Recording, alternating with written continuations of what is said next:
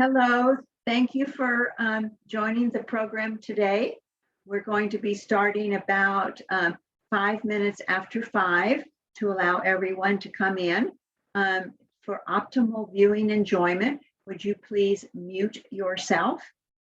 Today's program will be recorded and put on the Pasadena Public Library's YouTube. Also, we're going to be having questions in chat. So if you write your questions in chat, I will ask them, and Michael will be answering all of your questions.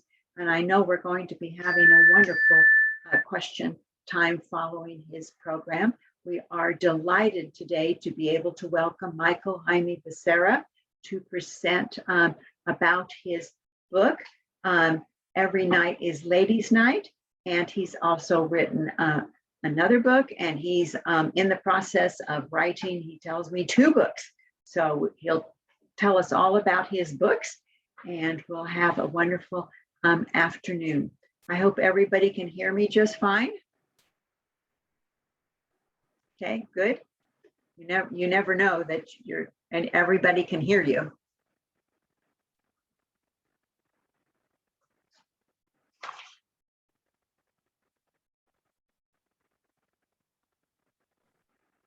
Yes, everybody can hear you just fine. Great, thank you very much. Thank you. That's something that you always just wonder about and hope that it works out. So we'll get going in 1 minute of 5:05. National Hispanic Heritage Month.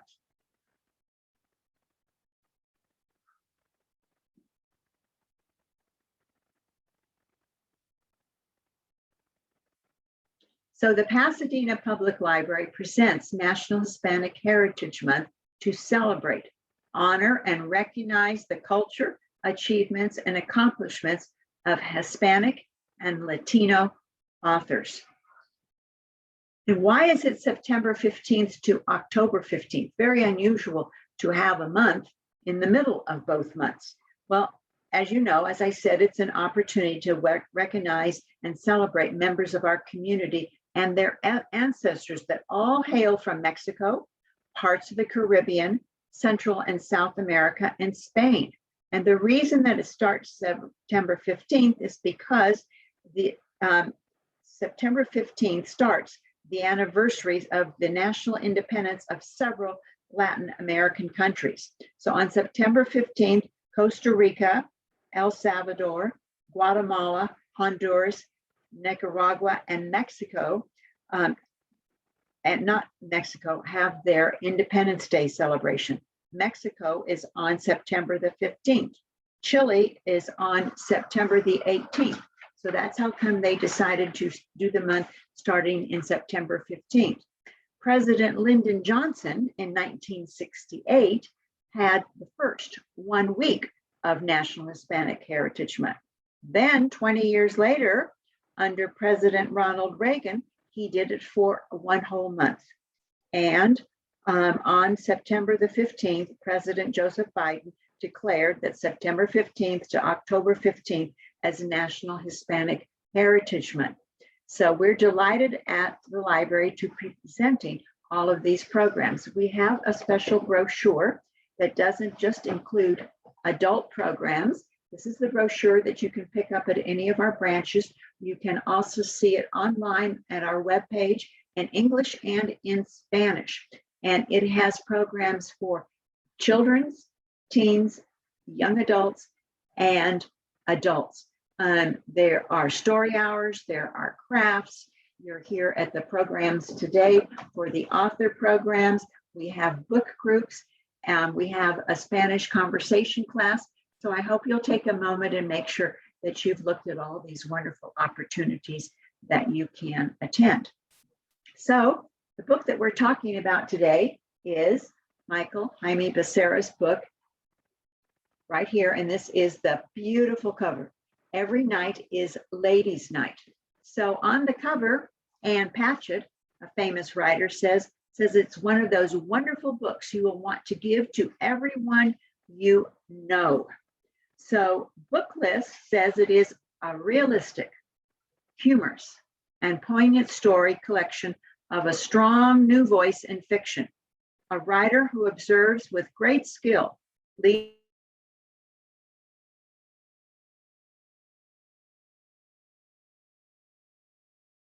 Michael is a wonderful storyteller, and this collection is quite simply a joy to read. The book was published in 2004. He is also the author of This Time Tomorrow, a novel awarded an International Latino Book Award. And as I said, Every Night is Ladies' Night that he's talking about. It's a story collection that received the California Book Award for a first work of fiction. His poetry was published in the second run of Gary Sato's Chicano chapbook series, and his essays have been featured in the Los Angeles Times, on KCRW, and as part of KPCC's Unheard LA series. Recent works can be found in Latitudes and Angelino's Atlas and East of East, The Making of Greater Almonte, that Michael will be talking about. He's currently a professor, associate professor of creative writing at the University of California, Riverside, and he can tell us more about that wonderful creative writing program at UC Riverside. He received his bachelor's in creative writing at UC Riverside, and he completed his degree in fine arts and fiction program at the University of California, Irvine, with his master's degree in 2001. So I'm just thrilled to be able to welcome today Michael Jaime-Becerra to talk about his book. So welcome. Thank you. Thank you. Good afternoon, everybody. Thank you for making time to be here this afternoon and to tune in and hear me talk about this book. I was telling Christine before we got started today that some of this is, I think, a very happy bit of time travel that we're doing here, going back to the first book and talking about sort of its origins and what I plan to read to you today. I think I can talk more after it. The context of what it seems like now, looking back on it, going back, I would say almost 25 years. The first stories that I wrote that didn't end up in this book, but with the idea of having a book of stories, that started in 1997. The first book that's in Every Night is Ladies' Night, the first story that's in Every Night is Ladies' Night, Practice Tattoos, I wrote in the summer of '98. So some of these go back quite a ways. As Christine mentioned, I did my master's at UC Irvine, and the bulk of the book was written during that time. So this is '98 to 2001 in the program there. And that was a time for me that was really informed by a couple of different things. And a word that many of us have now that I didn't have then, but I had the concept in mind, was representation. And one of my goals today, but going back to that time as a graduate student, was just the idea of improving representation for Chicano people in literature. I had two bad aftertastes in my creative imagination at that point. And the first was Proposition 187, which we talked about a lot, which was talked about a lot, I should say, earlier this year, going back to 1996. And that was a piece of controversial legislation that sought to deny public access to undocumented immigrants, access to public things like education, healthcare, driver's licenses, that sort of thing. And I'm the son of an immigrant. My father came from Mexico when he was a boy. And so I grew up in an immigrant community with Latinx people all around me. And a lot of the narratives around that legislation just rang really false to me. So that was the first thing. And then the year after that, the crime novelist James Ellroy published a memoir called My Dark Places. And this is the story of him trying to solve his mother's unsolved murder, which happened here in El Monte, actually not that far away from where I'm at right now. And as you might imagine, this was an awful, tragic, defining event for James Ellroy's life. And yet his depiction of El Monte, which he knew in the 50s, was completely negative and was unlike the place that I knew 30 years later growing up. And I felt I felt wronged in a way that this was the way that El Monte was seen by the larger world. And so these two factors were really spurring me along during that time in the graduate program to write this book, and I think continue to do so in their own ways even to this day. The world in El Monte, where I'm zooming from right now, I'm in North El Monte right now, zooming to you, just north of me over in Pasadena. Was full of people that worked for a living, people that were full of ambition, perseverance, and persistence, and real dignity. And I really felt compelled to want to represent that on the page in the best, to the best of my abilities. And so I think Ladies' Night for me captures a lot of that. So I have, Christine had the paperback version. This is the original hardcover version. This is my beaten, sort of taken with me all over the country version of Every Night is Ladies' Night that I read from. And, looking at it today, one of the things I was thinking about was just the cast of characters that's in the book. And I feel like I won't be able to read a bit of every one of them, but I can touch upon them and talk about why I felt compelled to write them. The core of the book is a group of mechanics, auto mechanics that work out of a yard that's part salvage yard, part low-end body shop, part mechanics. And that was based on an experiences that I had with my father, who was friends with a group of mechanics in South El Monte, and would just spend time with them. And it was a family business, a small family business, and it doesn't exist anymore. Like the building doesn't even exist anymore. It's been razed and has been replaced by something else.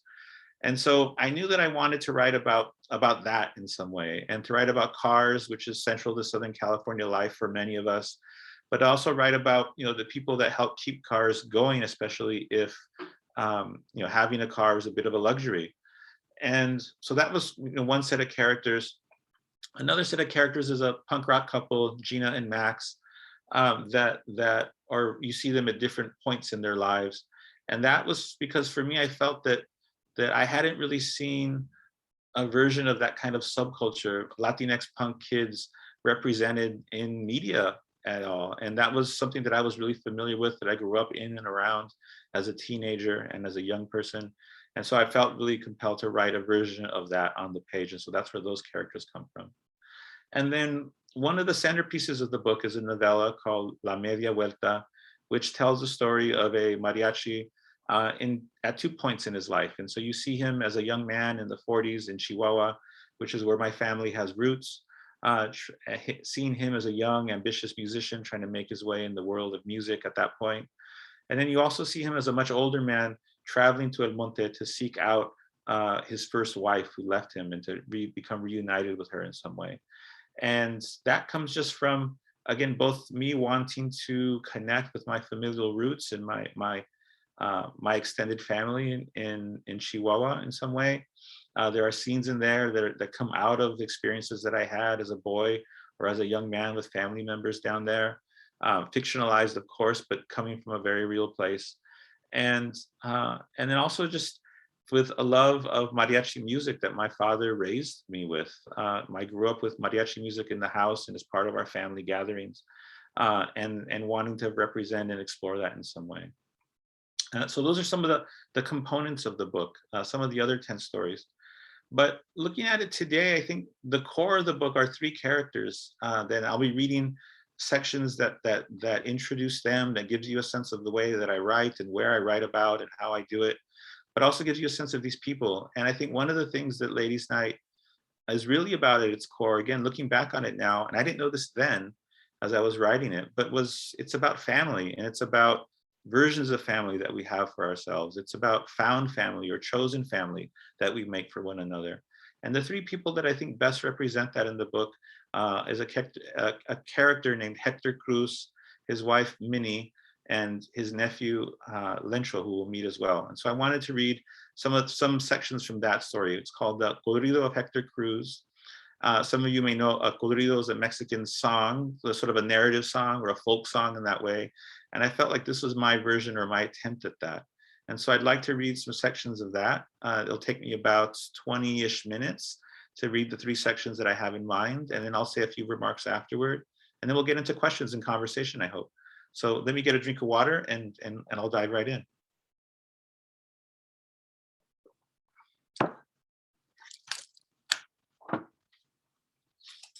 The Corrido of Hector Cruz, set in 1984. It's 3 in the morning, and Hector Cruz is out of his apartment, waiting behind an old vaquero and his date at a lunch truck parked over on Durfee. The vaquero's black cowboy hat is pulled down tight, his face slick with sweat, a damp dark oval spread across the back of his pale blue shirt. His feet shift as if trapped in boots half a size too small. The woman with him is busy reading the menu painted on the side of the truck, her makeup sloppy, her green dress wrinkled. She's wearing nylons with unshaven legs. In places, her leg hair curls through the beige fabric, and the stockings sag and bunch around both ankles like shackles. In June, Hector went to a party for Minnie's abuelita, and they made quiet jokes after noticing that all the viejitas in her family dressed the same way. Minnie's pregnant, 3 months pregnant, and 20 minutes ago she woke Hector up to talk about chorizo, how the same grandma with hairy legs used to make her chorizo with potatoes instead of with eggs because the eggs would give her asco. When I was a kid, Minnie said, just the idea of eating anything with eggs made my stomach do flip-flops. His head still heavy with sleep, Hector rolled in the warm sheets toward Minnie's voice and waved his hand out into the darkness to stop her. The way the morning sickness has been hitting Minnie lately, she might have thrown up right there in their bed, sick from simply thinking about a breakfast from 15 years ago. A wind blows by, cool enough to make Hector miss his sweatshirt, but the vaquero's standing here, sweating. After they order, he tells his date a joke, something in Spanish about the devil taking the souls of 3 drunks. The vaquero waves his arms as he mimics each drunken character, pausing a moment to pound a burp out of his chest.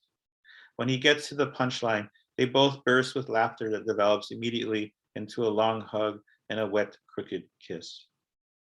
When Hector reaches the front of the line, he steps up to the small window and talks before the teenage girl has her pencil in hand to write anything down. When the girl's ready, he repeats Minnie's order. 1 chorizo burrito, no eggs, can you please put potatoes instead? The girl nibbles on the pencil eraser and looks at him as though he's asked them to substitute eggshells. Es para mi esposa, he explains. Está embarazada. The girl smiles. Before giving Hector the total, she walks the yellow order slip over to the cook, flipping corn tortillas on the grill.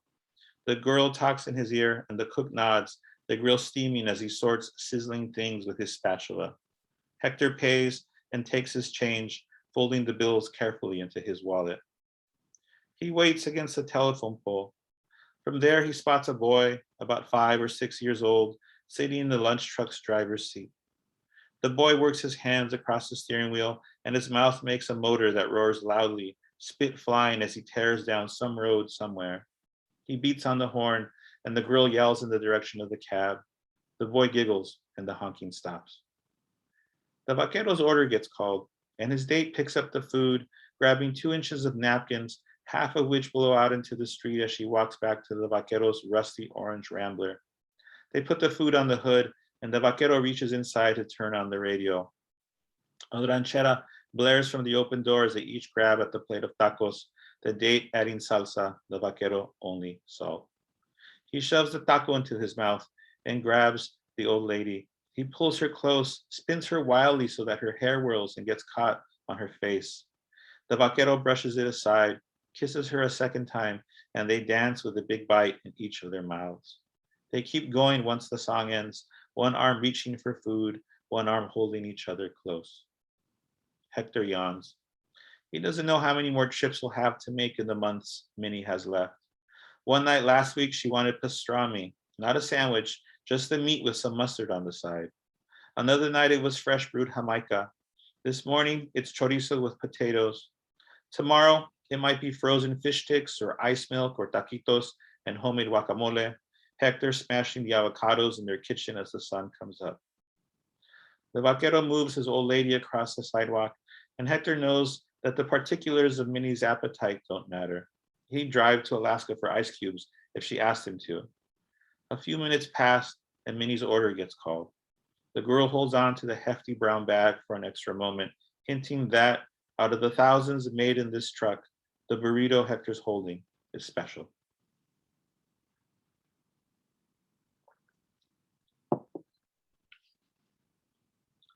Georgie has Hector restacking a row of car doors that stink of dog piss and rust. They stand for a second, but the last door starts to slip, then the one before it, and before Hector can do anything, they're all screeching and sliding across the concrete.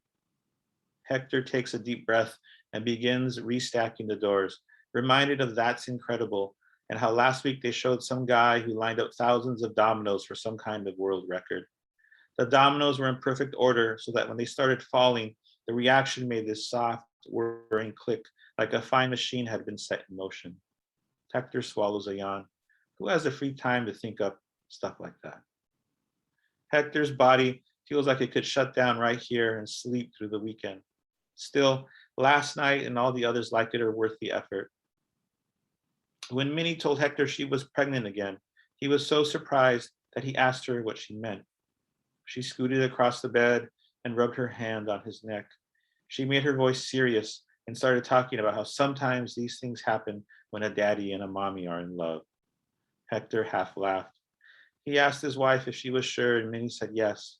He told her that this baby would make it, and Minnie said she knew it would. They kissed and hugged so long that when Hector finally looked at the clock on the nightstand, Minnie was late for work. The intercom cracks on to call Hector to the office. He takes off his gloves and stretches his back. As Hector passes the service area, Benny slides out from the 81 Cutlass he's working on to say, ooh, like Hector's headed for the principal's office. Hector balls up the rag in his back pocket and tosses it at Benny. He walks through the stockroom to the office, past shelf after shelf of rebuilt alternators, generators, and steering columns, the old wood warped from their weight. Georgie's sitting behind the counter, talking on the phone and twirling a spark plug around his fat fingers. Hector asks him what's up, and Georgie points the plug at the other phone on his desk and mouths, line 2. Nobody ever calls Hector at work. Line 2 flashes, and he thinks of Minnie and slips into the other rickety chair with his fingers crossed. He picks up the phone and says hello. The man on the line asks if the person speaking is Hector Cruz. Hector answers yes, and the man asks for his address to confirm Hector's identification. Can't you just tell me what's the matter? Hector asks. This is just procedure, the man says. Hector tells him the information, and Georgie starts to argue with his customer over the price of a distributor cap. And to escape this racket of Georgie's haggling, Hector takes the phone into the stockroom as far as the cord will let him. Hector stares at the grimy tag hanging from the ignition to a 78 Camaro and waits for heavy words to come. Does the name Felix Cruz sound familiar? Hector tells him that Felix is his brother, but that Felix passed away 15 years ago. What does this have to do with my wife? He asks. I don't know, the man says. He tells Hector that his name is Jim. Hector goes back into the office to get a pen from Georgie because this seems important enough to copy down. Part of him unwinds after Jim explains that he's calling long distance from a boys' home in Solano County, but this same part clenches back up into a hard, tense ball when he mentions the name Lencho Cruz.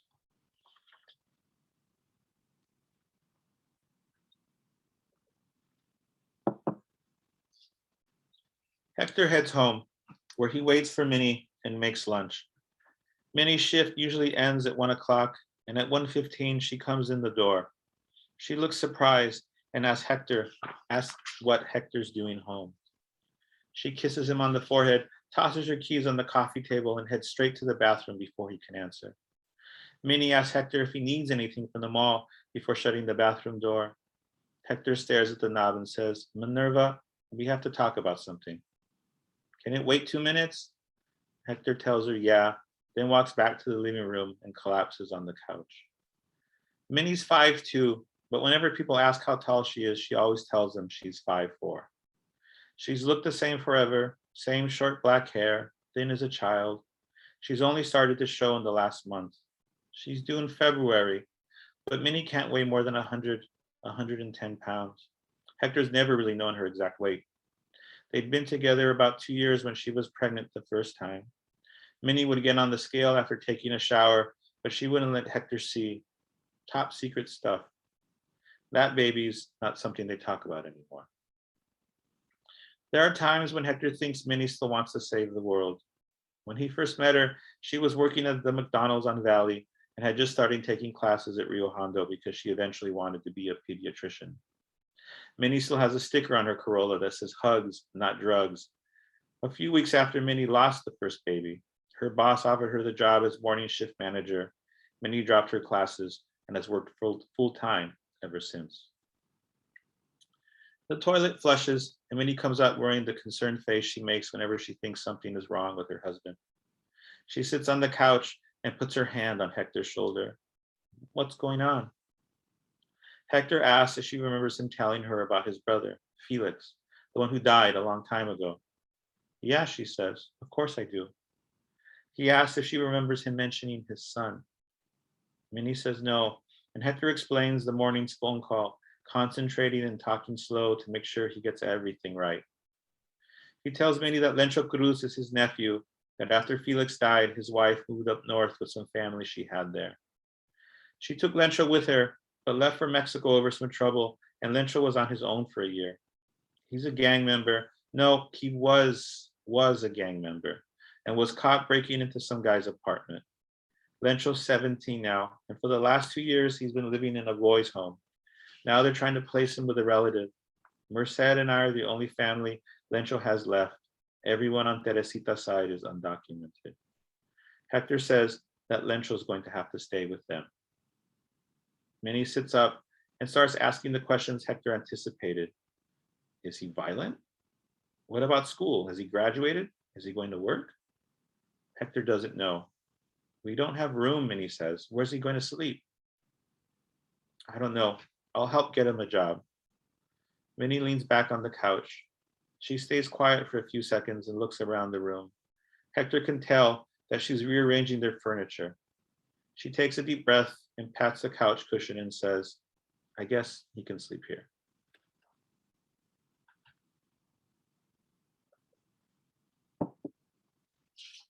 There's been nothing but green fields and cows for the last hour. Once in a while, Hector will drive past a mountain of worn out tires, but that's about it. He figures this must be the place where old white walls and radials go to die. His left leg has started to fall asleep. He squirms in his seat, and yet again he wishes that Minnie's Corolla had cruise control. The coffee he bought this morning has turned cold and bitter, but he takes a sip in hopes that it'll help him focus on the highway. He perks up when he sees Sundown Road, the exit the directions tell him to follow, and after driving down a long stretch of bumpy asphalt, he finally sees the first sign for the Watershed Boys' Home. The asphalt turns to gravel, and Hector follows the signs to the main office. The only available parking space is next to a Solano County Sheriff's Cruiser. Hector parks, gets out, and stretches his tingling leg. When he steps into the office, he walks like he's crippled. A deputy is talking to the secretary, and they both look up. The deputy rests his hand on his holster, and the secretary finishes telling him about this kid being the fourth to go AWOL this year. I'm here to pick up my nephew, Hector says. He gives her Lencho's name, and the receptionist says, honey, you need to see Jim Holsworth. She stands and points, just head on down this hall here, and it'll be the third door on the right. Hector thanks her and nods at the deputy as he moves towards Jim's office. The hallway is brightly lit, making the pictures on the wall stand out. In the first photo, there's a group of kids standing around crates of oranges, 2 of them holding shovels. Their hair hangs down to their shoulders, and they glare at the camera. The next photo is older, black and white. The kids in it have short hair and are unloading a flatbed truck full of Christmas trees. To Hector, it feels as if he's going backwards in time, the last picture old enough that the kids in it appear as if they should be on a corner shining shoes or selling newspapers with headlines about America entering the war. The third door on the right is half open, but Hector knocks anyway. Jim Holsworth reaches over the mess of papers on his desk to shake Hector's hand, and Hector takes the seat he's offered. Holsworth asks about the drive up, adjusting his thick glasses and asking if Hector made good time. Hector tells him it was all fine and gets directly to business by asking about Lencho. He tells Holsworth that he's got to get out of here, that he's due back at work by 2, even though Georgie gave him the day off. Holsworth says, sure. and gives Hector a clipboard with a few forms to fill out. On these, Hector writes more neatly than usual. He reads all the small print and wishes Minnie was here to do this. When he signs at the bottom, Hector feels like he just bought a home way out of his price range. You know, Holsworth says, Lentro's come such a long way in the time that he's been here. Holsworth flips through some papers in a manila folder, occasionally pulling one out and tracing his finger along as he reads. If you saw him when he started, you wouldn't believe it. Hector hands back the clipboard, and Holsworth tells Hector about Lencho and the auto repair program. That nephew of yours, he's developing into an ace mechanic, he says. Holsworth lowers his voice as though he's about to share a grand secret. It's a shame about Lentro's mother abandoning him and running back to Mexico. Holsworth said they called every agency they could think of looking for her. Hector nods as Holsworth tells him that it's terrible that Lentro's case is so common. That's the biggest problem most of these kids face, he says. The parents just don't care. Hector says, yeah, and folds his hands, and Holsworth repeats his last sentence like he's trying to get it right. He skims over Hector's information with a pen. Holsworth makes a few calls and asks that Hector wait in his office while he finds Lencho. The last time Hector saw Lencho was at Felix's wake. Hector was 9, and Lencho couldn't have been more than 2 years old. Hector can't imagine what Lencho's going to be like now. Lencho Cruz, the gang member, Lencho Cruz, the drug addict burglar, Lencho Cruz, Felix's 17-year-old son, who's now his responsibility. Lencho turns out to be big. He's about 4 inches taller than Hector, and he takes up most of the space in the door frame. Lencho's wearing baggy blue pants and a white t-shirt with the watershed insignia on the pocket. His hair is black and short, and he has his mother's nose. Hector's uncertain as to whether he should hug him or shake hands. He makes sure that he's smiling and sticks out his hand, but Lencho yanks them together, smothering Hector in his arms.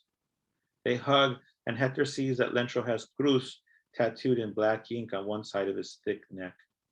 When Lencho lets go, Hector notices the crucifix inked into his nephew's right forearm. Lencho's voice sounds deep and comes slow, like it has to travel a long way before getting out of his body. I thought I was going to see my Nino Merced, he says, and Hector tells him no, that Merced's in prison. They both sign some more papers, and Holsworth comes from around his desk to shake Lencho's hand. I hope things go well for you, he says. Lencho has a small duffel bag, which Hector failed to notice when he came in. He offers to take it, but Lencho says no, and the two men leave. They go back down the hall, and in the waiting room, Lencho waves goodbye to the secretary, the deputy gone. Outside, they walk over to Minnie's Corolla. Nice car, Lencho says. It's not that nice a car, Hector says. They both chuckle. It's my wife's car, your Tia Minnie. They get in, and Hector finds Lencho hunched over, knees up against the glove compartment, his head an inch from the ceiling. It's 4 hours to El Monte, he tells him. Unless you want to sit like that the whole way, you might want to put the seat back. They get in, and Hector finds Lencho. Oh, excuse me. Sure, Lencho says, smiling. Okay. He reaches under the seat, and once he finds the lever, he scoots it as far back as the rails will let him. The gravel road crunches against the Corolla's tires as they head to the freeway. Lencho rolls down his window. He looks hard at the trees going past as if he's trying to memorize them. He's quiet. Hector's quiet. This goes on until they hit Sundown Road, and then Lencho rolls up his window and says, "Thank you, Theo Hector. Thank you." Sure, no problem. Hector keeps his eyes on the road. He asks Lencho what he wants to do tonight, and Lencho says he doesn't know. Stay home, I guess. I don't really have any money. Hector tells him that Minnie's planning dinner, but he's not sure what it is. It occurs to him that Lencho doesn't know what Minnie looks like. Hector has Lencho hold the wheel while he fishes out his wallet. He shows Lencho the photo of Minnie he keeps with him, one taken at a wedding a few years ago, Hector in his suit, and Minnie in her best dress, dark blue with tiny white flowers. She's pretty, Lencho says. She's little, too. Hector nods, then changes lanes to get around a truck piled high with green produce. When the bride tossed her bouquet that night, Minnie bumped and pushed all the other women trying to get it. They'd been dating 4 months at that point, and even though Minnie's taller cousin grabbed the flowers, Hector remembers feeling certain that with this girl, good things would happen. Hector and Lencho make mismatched conversation about cars and music, Lencho punching the buttons on the radio, trying to find a good station between the country music, traffic reports, and static. Lencho says he'd like to have a car, any car of his own. What would you get? Lencho says a Monte Carlo or maybe a Regal, something I could drop, something I could put some rims on. I could do it, you know. Hector tells Lencho that he'd been thinking about that, and he tells him about Georgie. What do you think about working with me? I like that a lot. I'm pretty good at fixing cars. You know, I once overhauled a transmission on an Accord, and I can do all kinds of other stuff. Lencho turns in his seat. He reaches into his bag and brings out a candy bar. He peels the orange wrapper and offers some to Hector, but Hector declines. I've always liked cars, Lencho says. He breaks a section of the chocolate and holds it in his hand. Before, I'd be up all night on speed and I'd run around my high school. It was close by. I took auto shop for a quarter there, and our teacher was this old guy, like real old. And sometimes he'd forget to lock the back door to his office. I let myself in because I had nothing else to do and take apart whatever I could find until the sun started coming up.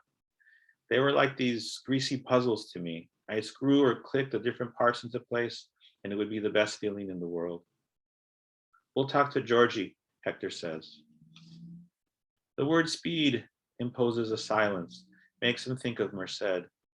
Lencho munches on his chocolate, but after a minute, he must guess that this kind of quiet is a bad thing. That's in the past, he says. He folds the wrapper into a neat, shiny square. I mean, I still like to fix cars, but that other stuff, all of that was a really long time ago. And I'll stop there.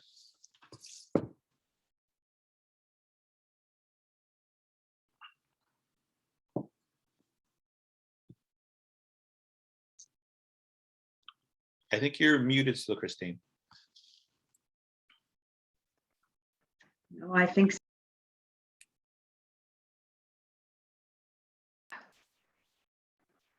There you are.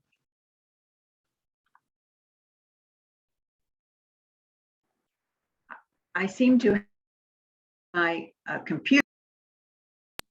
Can you hear me now? I can. Perfect, great, perfect. Okay, so we're going to go ahead. Thank you very much for that beautiful reading. We're going to go ahead and ask questions. So if you have any questions, please put your questions in the chat. You can see the choice of words and the description that Michael uses. It's absolutely beautiful, and it gives you a really good feeling about the people and their expressions and their thoughts. So when you started to write, what influences in writing? What influenced you? Were there authors? Were there artists? Were there places? Were there family members? Yeah, I think it was all of that. I think, you know, number one, I think is just the storytelling for me always starts with family and hearing stories about family, families family members that sort of become legendary over time when you hear about them when you're a little kid and as you get older, and sort of the myths that we grew up with in and around our families.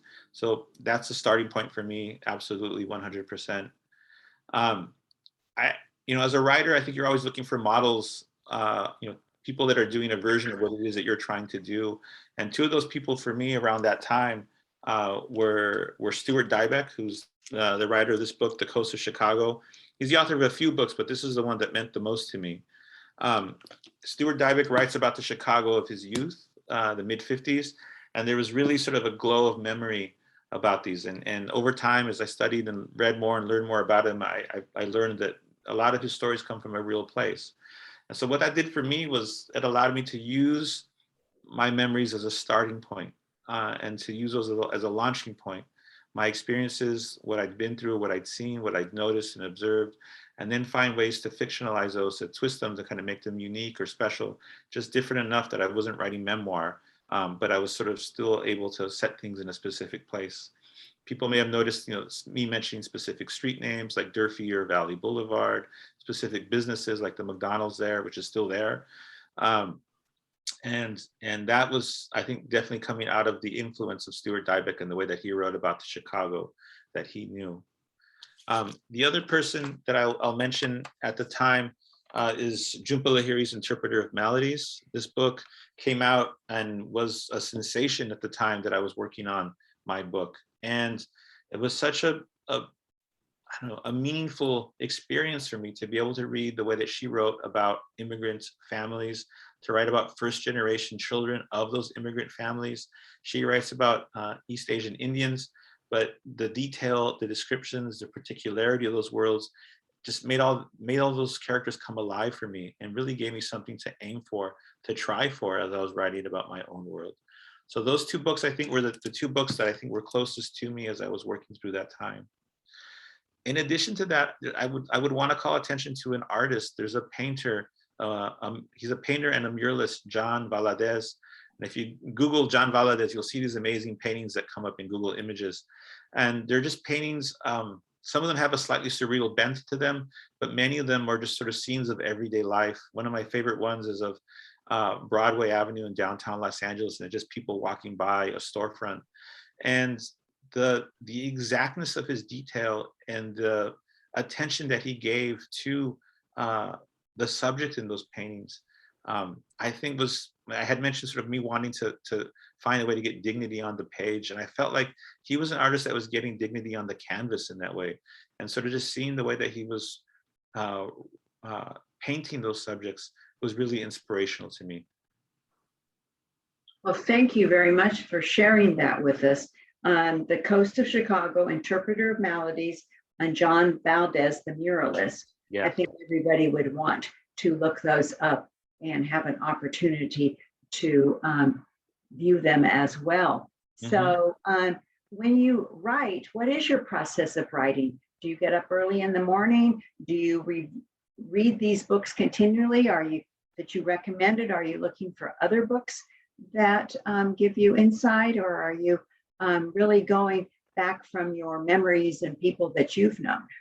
It's a little bit of all of that. And I think that the process for me tends to be like this. I usually start with something specific in mind. Sometimes it's an image that I've had. Sometimes it's a memory. Sometimes it's just something that someone has said that I've noticed, or a detail about something.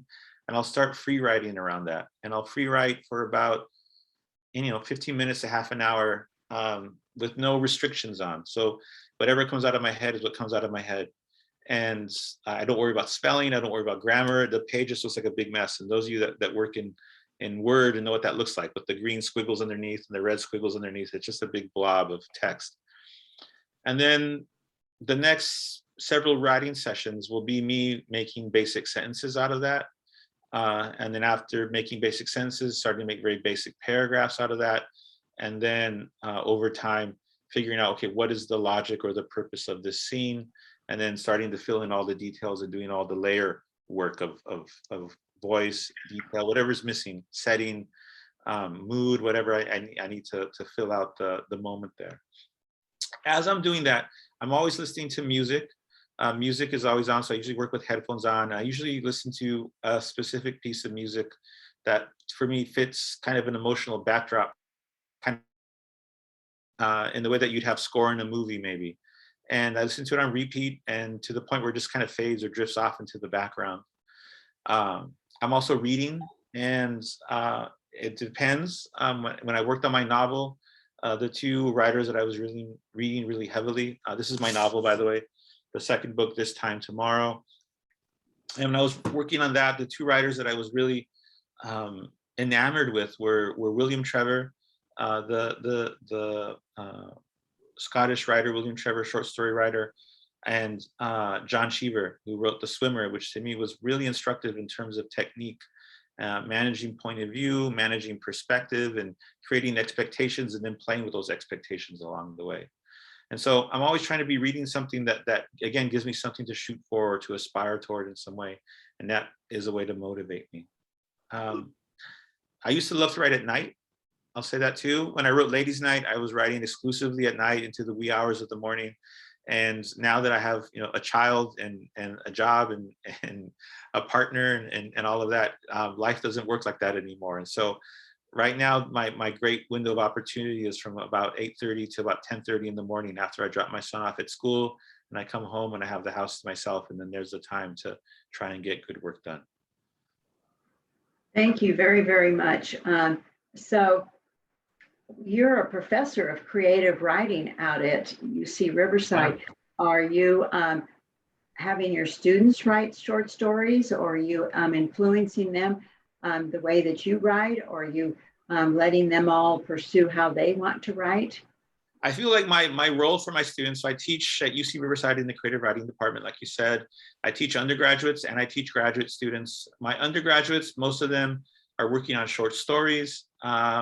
And then my graduate students are working on books, story collections, novels, collections of essays, collections of poetry sometimes. And I really feel for each of them, my role is just to offer whatever expertise I have, my frame of reference, to support them as they work toward their version of their expression. I'm not trying to mold them in any specific way or trying to make them write in a specific form or in a specific style. But instead, I think a lot of our conversations are about what do they want their style to be and how can I help them realize that in some way. And so the work that I get to do there, I think, is really rewarding in that fashion, because I get to see people develop and grow over time. And I tell them, if the program does its work, you'll leave here with a sense of who you are as a writer on the page. And that may be different than the person that you thought you were when you first came to us. And that, I think, can be a very good thing. So I feel like for me, a big part of my work as a professor is to listen, is to read attentively and not look to not treat a manuscript as something to be shaped, but I think as something to be refined or distilled into its best form, its highest form. And so that's what my work there tends to entail. Great. Well, I think I'd like to be in your class for sure. And somebody that is tending today said that they loved your reading, and I already is very excited about reading your book. So do you share your reading with your students as well? I was just in a conversation about this with a former student yesterday who was asking me about, what's your book about, this next book that I'm working on? And he said that, we have a variety of faculty in our department. And he said, and there's a spectrum. There's the people that love talking about their stuff, and there's the people that are very quiet about their stuff. And you're on the very quiet end of my stuff. So I feel like if students ask about it, I'm happy to share, my work with them. But I feel like there's so much, so many things to talk about that I usually fill that up front with things that I think will serve them better or might be a better fit for them. But then, one of the things I'll be doing this fall, a graduate student read a piece of nonfiction that I wrote and thought it would be really wonderful to use in her nonfiction seminar. And so she's going to use a part of an essay of mine for that class, and that should be fun to maybe visit and talk with students about. And then another colleague, another professor, is teaching a class on contemporary fiction and is asked to use Ladies' Night in that class. And so this is a class of about 300 students, a large class for us. And I'll be speaking with them in November about this book again. And so that's going to be kind of a different way to get students to some exposure to the work. But again, I think that there's so much good work out there that I have plenty to talk about before I get to myself. Perfect. Great. Thank you very much. So what are you working on now? I see that. I see that Diane Taylor has that same question in the chat. Thank you, Diane, for that question. I'm working on 2 books simultaneously, which I do not recommend to the writers in the audience or the people that are going to be watching this.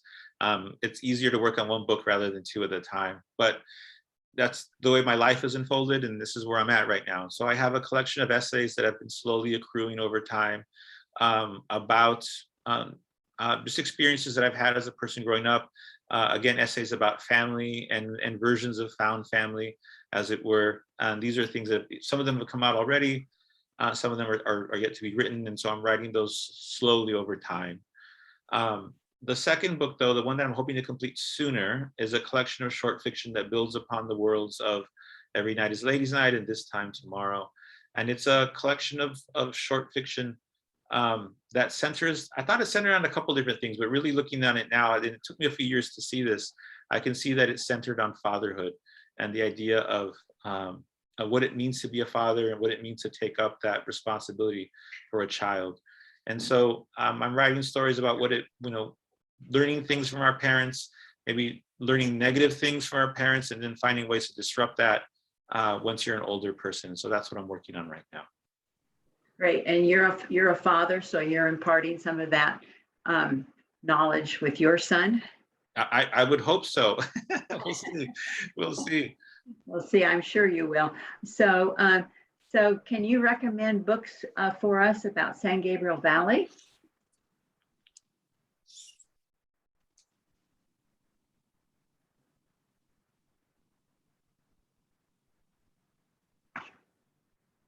I'm sorry, Christine, you froze there. Can you repeat the question, Oh, please? okay. I know when we were talking before you started the program that you suggested some books that we should be reading about San Gabriel Oh, Valley yeah. and El Monte. I went ahead. Can you I share took the those liberty with of, us? yeah, I took the liberty of, I have props here that I can show the audience. We were talking about just writers from the San Gabriel Valley, and again, this idea of representation and getting stories, from people that live around here or that grew up around here into readers' hands. And so, in addition to my work, I'd recommend The People of Paper by Salvador Plasencia. He's another writer originally from El Monte here. And we're about the same age. We grew up on the opposite sides of town here at the same time, and yet our styles are very, very different. Where I'm a pretty firm realist, Sal gravitates toward the surreal, and I describe him to people as kind of a Chicano version of Jimi Hendrix, and he's amazing. And so this book is incredible. It's called The People of Paper, and this is something that's out there. Last week, I know you guys featured Alex Espinosa, who is a writer originally from La Puente, but writes about the Inland Empire, a fictionalized version of Colton called Agua Mansa in this book, Stillwater Saints. He's also a novelist with the book The Five Acts of Diego Leon, and a memoirist with his book Cruising. And that's his most recent work. I also have here The Bolero of Andy Rowe, Stories by Tony Margarita Plummer. She is a writer originally from South El Monte, but now lives in upstate New York with her family. But this is a book that I'm really proud to have in existence. This is her take on South El Monte in the 80s. And I feel like this is sort of a counterpoint to Ladies' Night in many ways. There's Dana Johnson, who teaches at USC and directs the master's program there. This is her novel, Elsewhere, California, set in West Covina, looking at the Black experience in West Covina. And I think this is an amazing novel that people should be taking a look at. Two recent books that are related.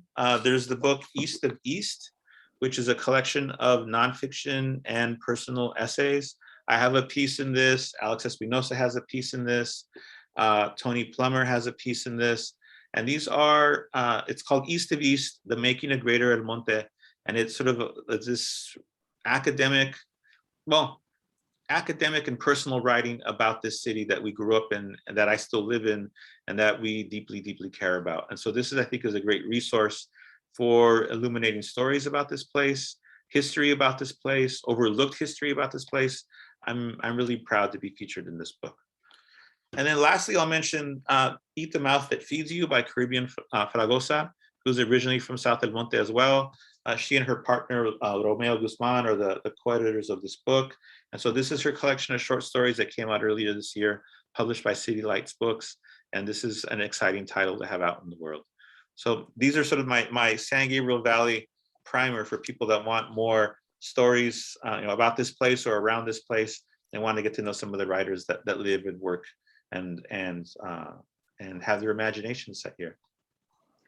Thank you very much for sharing those titles with us and for sharing your book with us and your writing about El Monte and all of the people and your characters. You make every page come alive. It's wonderful. So thank you very, very much for your time today. I want to read something. Christine, we have one more question. Okay, sure. I just got a message from my friend and she asked, how do your books and any of your other pieces support the Latino movement today? Yeah, well, I feel like one of my goals is representation again, and I've really been specific, deliberate, purposeful in trying to publish works in the best places that I know how, trying to portray both in fiction and in nonfiction, in essays and in stories, versions of the reality that I know and that I would hope more people would get to know, trying to foster connection, trying to foster empathy, and trying to foster, again, the sense of dignity of our people in an era and in a time where that can be really difficult to find. I think being a person of color, specifically a Latinx person right now, is challenging on many fronts. And so the work that I do as a writer, I would say the work that I do as a teacher as well, and the students that I'm hoping are going to get their work published as well, have their voices heard as well, I think are forces, counter forces to that. I think one of the joys for me, going back to my time as a student, to my time now as a professor, is reading something on the page that connects with my own experience.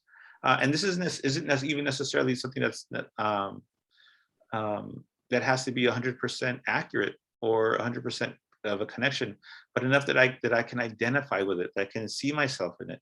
I think that is something that is really important to me, and I feel really grateful that I have the opportunity to be a productive force in that way.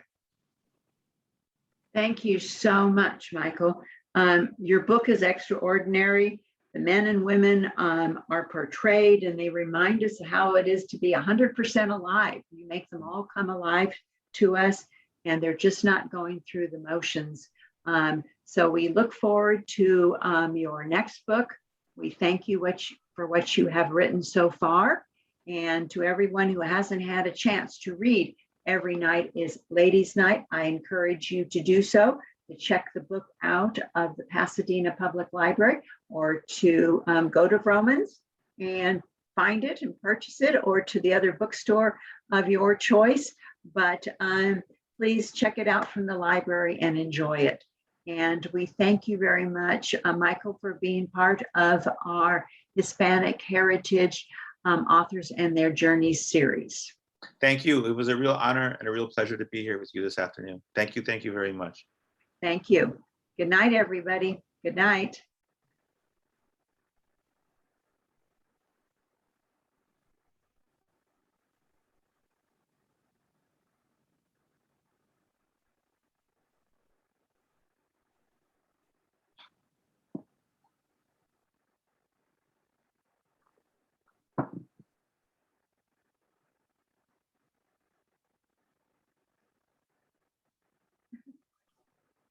All right, I think we're done.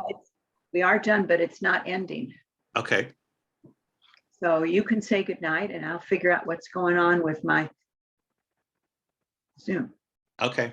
Thank you, Christine, so much for making me part of this, this sequence of writers that you have. It was a real joy and a real pleasure to be here. Thank you. Okay. Bye-bye.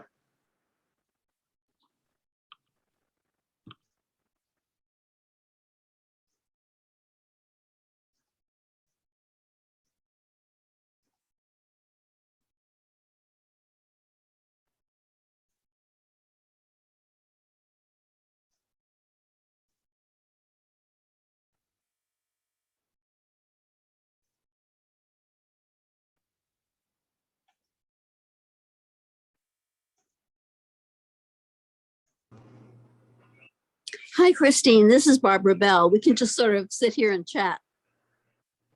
Sure. Okay.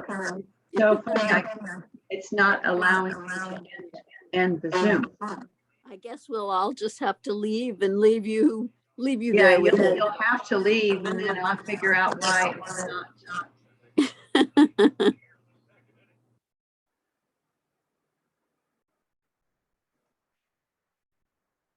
Thank you so much for attending today. I thought it was a fascinating presentation.